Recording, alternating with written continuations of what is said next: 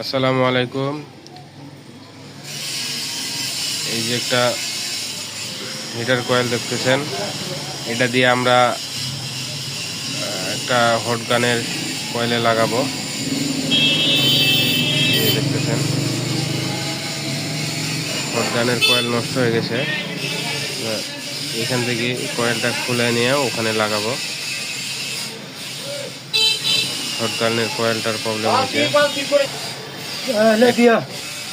কয়েলটা আমরা লাগাবো হট গানে, লাগাই দেখবো হট গানটা ওয়ার্কিং করতেছে কিনা।